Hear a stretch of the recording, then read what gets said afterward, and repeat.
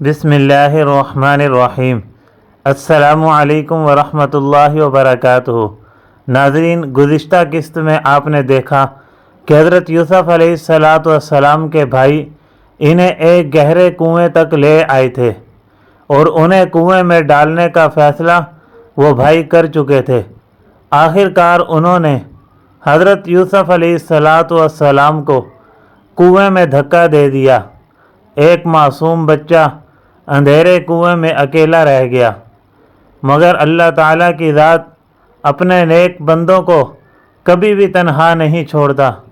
اللہ تعالیٰ نے حضرت یوسف علیہ السلام کی طرف وحی فرمائی تھی کہ غم نہ کرو، ایک دن ایسا آئے گا کہ جب تم انہیں ان کے اس عمل کی خبر دو گے اور وہ تمہیں پہچان بھی نہ سکیں گے۔ دوسری طرف بھائیوں نے اپنا منصوبہ مکمل کرنے کے لیے ایک بکری ذبح کی، پھر حضرت یوسف علیہ السلام کی قمیص اس کے خون سے رنگ دی۔ رات کے وقت وہ روتے ہوئے اپنے والد حضرت یعقوب علیہ السلام کے پاس پہنچ گئے۔ انہوں نے اپنے والد حضرت یعقوب علیہ السلام سے کہا کہ اے ابا جان، ہم دوڑنے میں مشغول تھے اور یوسف کو اپنے سامان کے پاس چھوڑ دیا تھا، تب ایک بھیڑیا آ گیا اور اسے کھا گیا۔ حضرت یعقوب علیہ السلام جان گئے کہ یہ بات ہے یہ بات سچی نہیں بلکہ جھوٹی بات ہے۔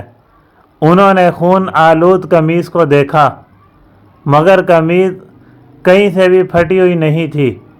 تب حضرت یعقوب علیہ السلام نے فرمایا کہ یہ تمہارے نفس نے تمہارے لیے ایک بات کو آسان بنا دیا ہے، پس اب میرے لیے صبر ہی بہتر ہے، اور میں اللہ رب العزت اللہ جل جلالہ سے مدد مانگتا ہوں۔ ادھر کنویں میں حضرت یوسف علیہ السلام اللہ پر بھروسہ کیے ہوئے تھے۔ کچھ ہی دیر بعد ایک تجارتی قافلہ اس راستے سے گزرا۔ انہوں نے کنویں سے پانی نکالنے کے لیے اپنی بالٹی نیچے ڈالی۔ جب بالٹی اوپر آئی تو اس میں حضرت یوسف علیہ السلام موجود تھے۔ قافلے والے بہت خوش ہوئے اور کہنے لگے، خوشخبری، یہ تو ایک خوبصورت لڑکا ہے۔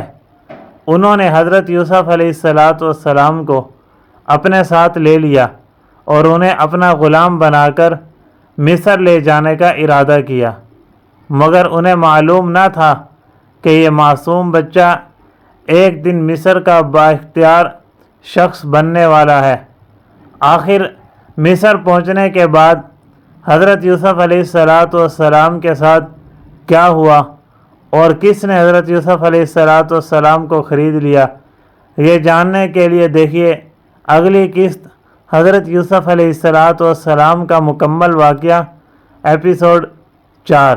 اگر ویڈیو پسند آئے تو ویڈیو کو لائک کریں، اپنی رائے کمنٹ میں ضرور لکھیں، اور مزید قرآنی واقعات پڑھنے کے لیے سننے کے لیے اردو داستان 313 چینل کو ضرور سبسکرائب کریں۔ اللہ تعالیٰ آپ کو ہمیشہ خوش سلامت اور آباد رکھے۔ اللہ تعالیٰ آپ کی حفاظت فرمائے۔ ملتے ہیں اگلی ویڈیو میں انشاءاللہ، تب تک کے لیے والسلام علیکم ورحمۃ اللہ وبرکاتہ۔ اللہ حافظ۔